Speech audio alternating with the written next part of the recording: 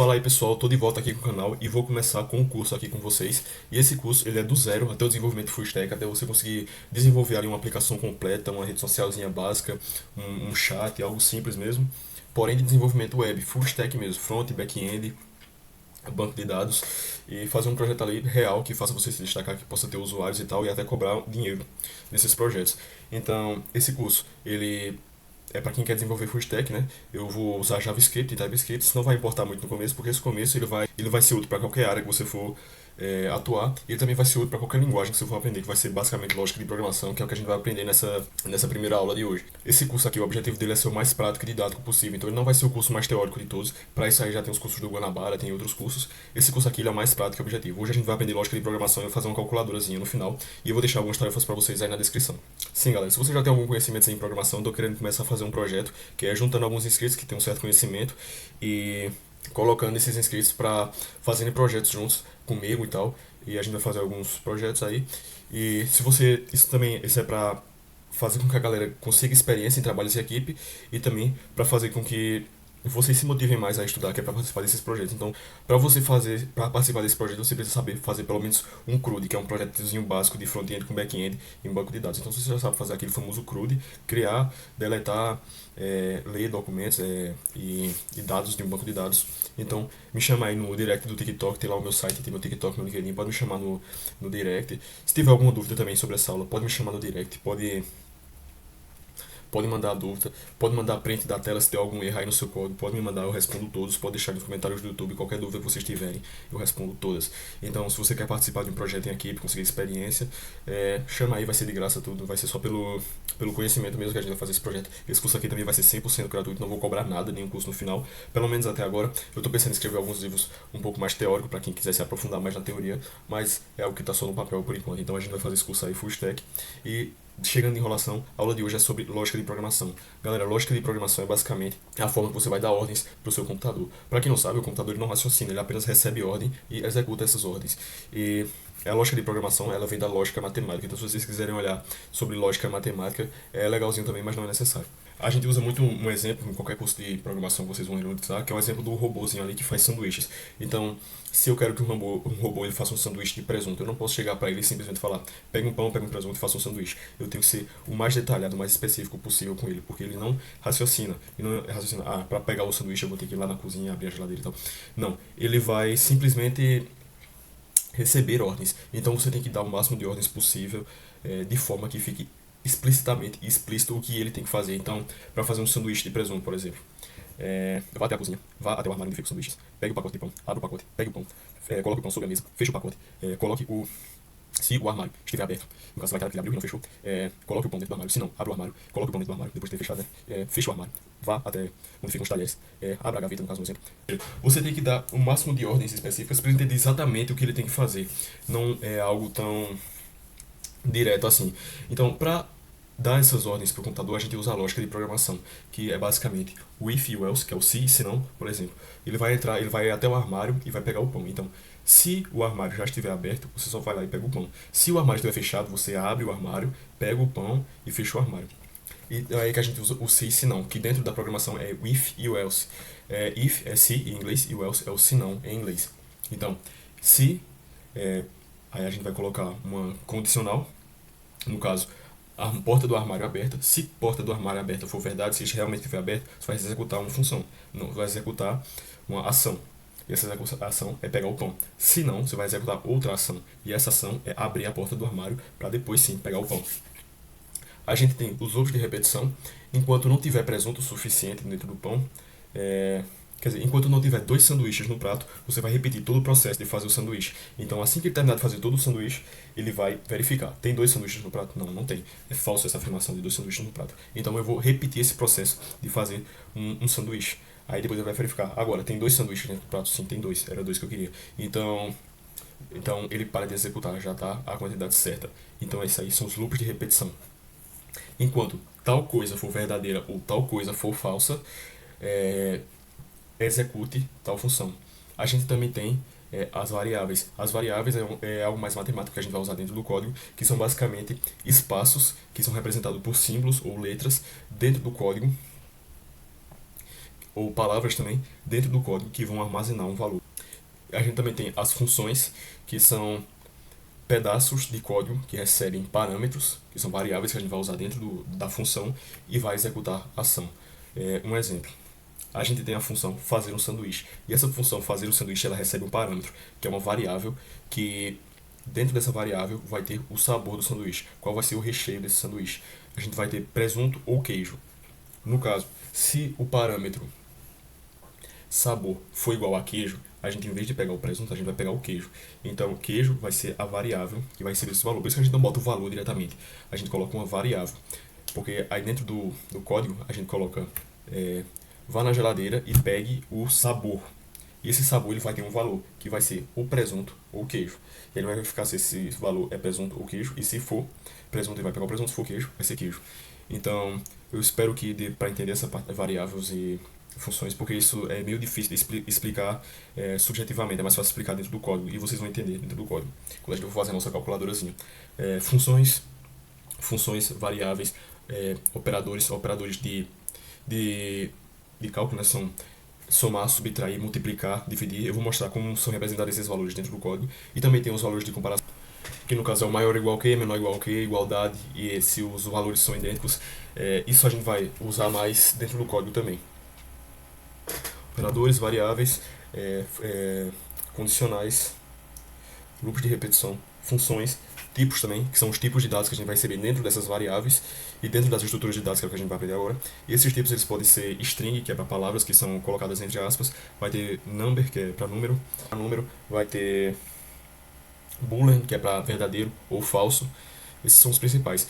No JavaScript a gente não precisa declarar quais são os tipos dos dados, a gente apenas recebe esses dados, então a gente não vai usar muito a tipagem agora nesse comecinho desse curso, só quando a gente for usar o TypeScript, que é basicamente o JavaScript, que a gente declara esses tipos. E conforme a gente for ter a necessidade de usar esse TypeScript, aí é que eu vou ensinar para vocês.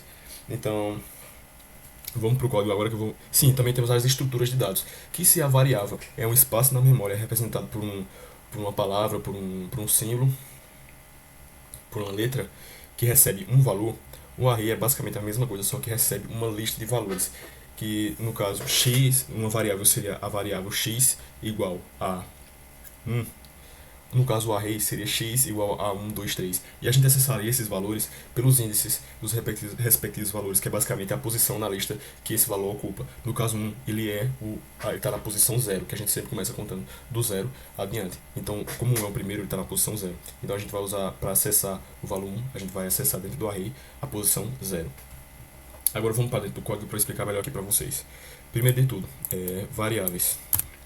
Não, primeiro de tudo eu quero ensinar para vocês o console.log, que é basicamente quando a gente quer mostrar alguma coisa dentro do terminal. Então a gente vai colocar aqui console.log 3 mais 5. A gente vai colocar aqui node no terminal, né? Para abrir um terminal você vem aqui, clica em terminal, new terminal, node aula1.js, que é o nosso arquivo aqui.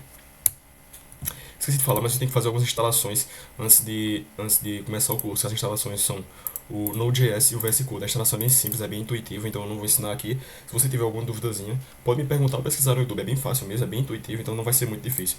O VS Code é pra gente usar o editor de código, que é basicamente isso aqui. E o Node.js é pra gente compilar o JavaScript, que é pra gente fazer o que eu acabei de fazer aqui. Node, aula.js, que é o arquivo que eu criei aqui, e executar o que tiver aqui dentro. Então, o console.log a gente vai mostrar no terminal, mostrar algo dentro do terminal. Então, a primeira coisa, variáveis. Existem três tipos de a gente declarar uma variável. No caso, são dois tipos, que seria a var e a let, são basicamente a mesma coisa, não precisa se atentar à diferença deles agora. A gente vai botar let, para dizer que é uma variável, que é basicamente um valor que vai variar, vai ser x, por exemplo, igual a 1. E a gente também tem a const x igual a 1. Qual a diferença da let e da const? É porque tem o mesmo número, né? Igual a 1. Qual a diferença da let e da const? A let eu posso alterar o valor dela vai variar também. Posso botar aqui x igual a 2 depois. Aqui dentro da constante, o valor é absoluto, é um valor constante, então y igual a 1, não posso depois botar y igual a 3, y igual a 4, não, y é igual a 1 a partir do momento que eu declaro ele como igual a 1, quando é uma constante. Quando é uma let ou uma var, eu posso mudar assim. Então, if, a gente também tem if, no caso aqui, vamos colocar aqui x, let x igual a 2. Agora a gente vai apresentar as condicionais, que foi aquilo que eu falei sobre if e else. Eu passo para vocês. If, entre parênteses, a gente vai colocar a condicional. A condicional vai ser a seguinte: x menor do que 10.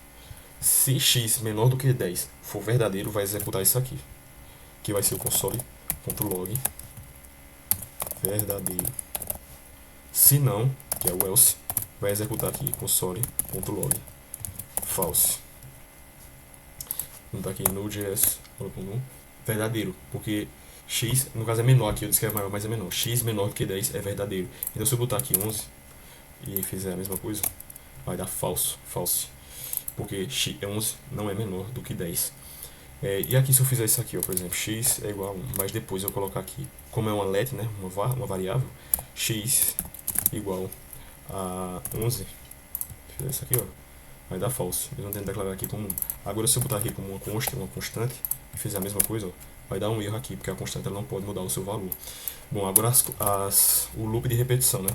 O loop de repetição ele é um pouquinho mais complexo. Ele é basicamente o seguinte.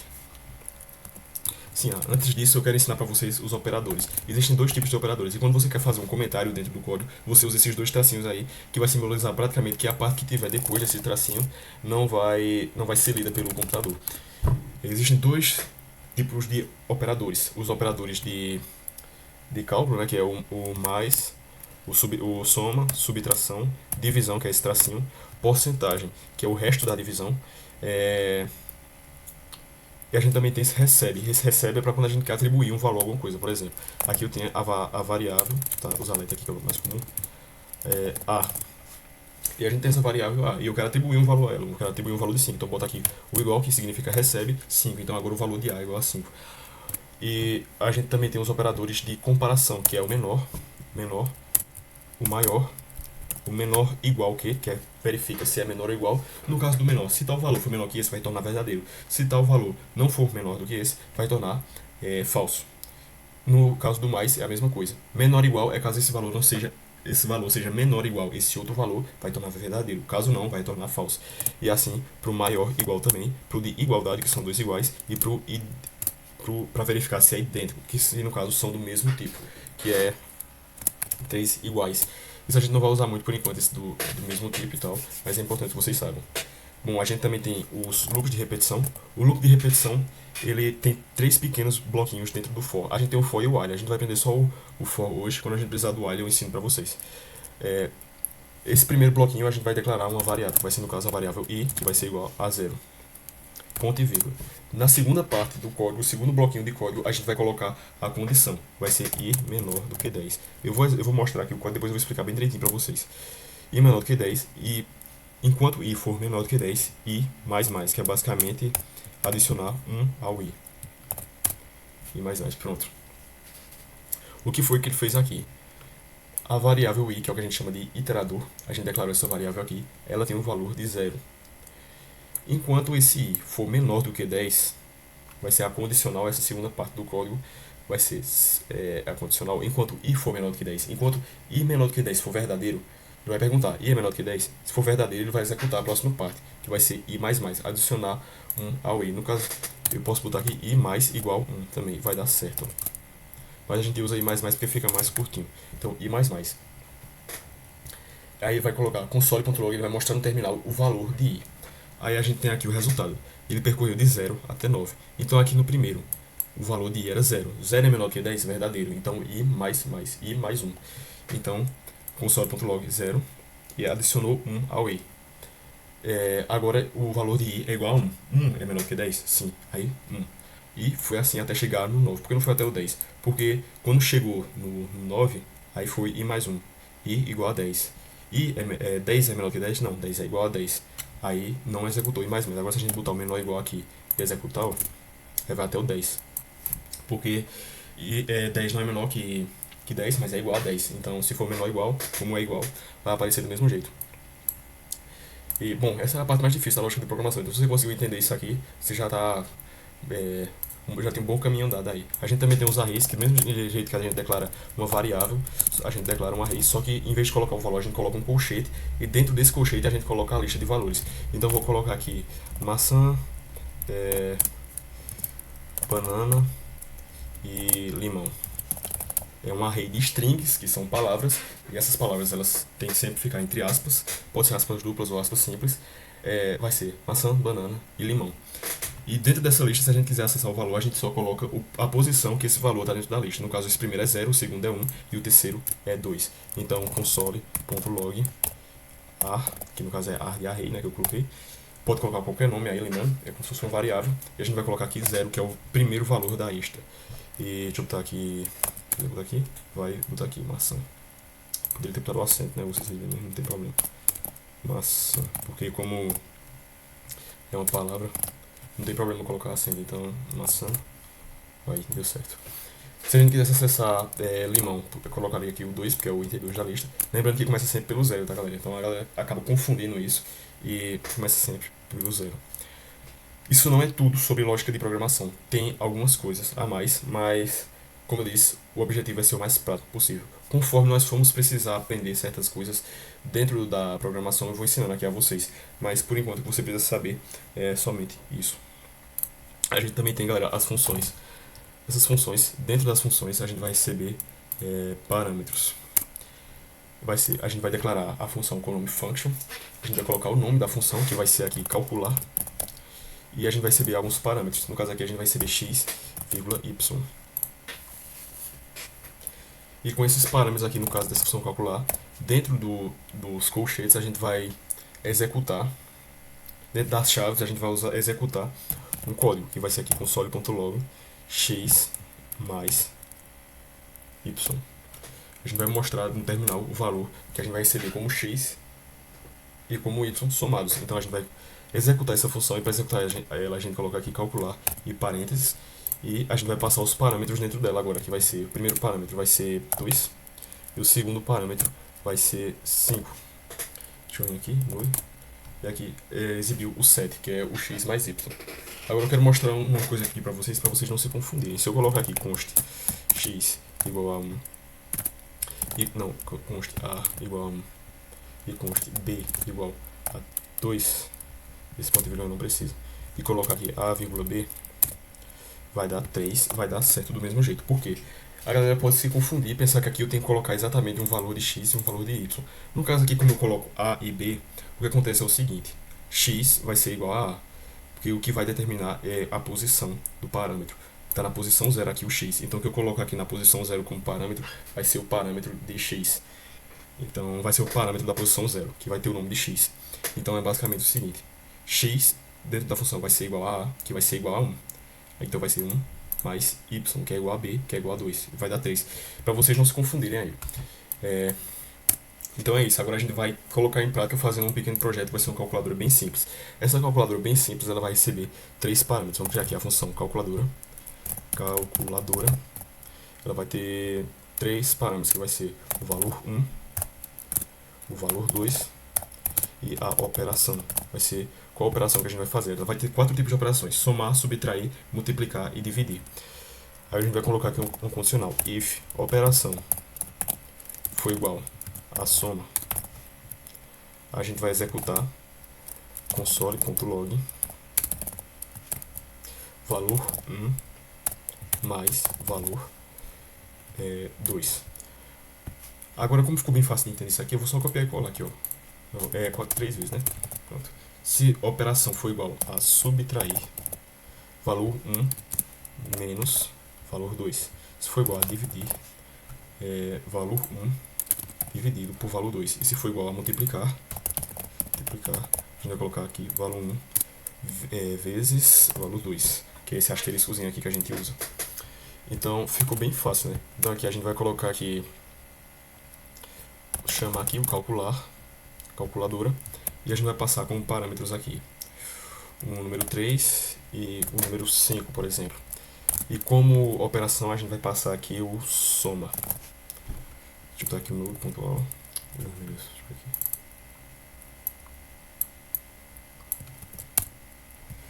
Pronto. Soma 3 mais 5 vai dar igual a 8. Agora, se for igual a subtrair, aí vai ser aqui, ó, menos 2. 3 menos 5 é igual a menos 2. Se for igual a dividir,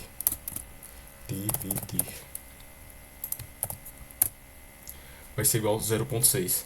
E se for igual a multiplicar,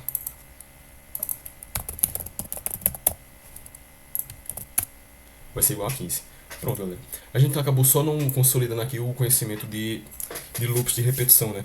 Mas eu vou trazer futuramente, eu vou colocar aí na descrição alguns projetinhos que vocês podem usar o loop de repetição e podem consolidar melhor esses conhecimentos que eu acabei de ensinar aqui para vocês. Então, é basicamente isso, galera, sendo o mais simplista possível. Futuramente eu vou trazer mais projetos, eu vou trazer mais aulas para vocês. E na próxima aula a gente já vai começar a entender melhor algumas coisas, criar algumas interfaces na web já, com HTML. E é isso, essa primeira aula foi mais para isso mesmo. Espero mesmo que vocês tenham gostado. Podem mandar para mim qualquer dúvida lá no meu site, tem meu TikTok, tem meu LinkedIn para vocês mandarem as dúvidas de vocês lá. E podem mandar no direct, eu sempre respondo a galera. Às vezes eu vou pegar até o WhatsApp do pessoal para responder dúvida e tal. Se você tem interesse em participar de um projeto e já tem um conhecimentozinho básico ali, front e back-end, pode me chamar no direct também. Eu vou começar a fazer esses projetos junto com inscritos e vou começar a mostrar aqui no canal também. E é isso, galera.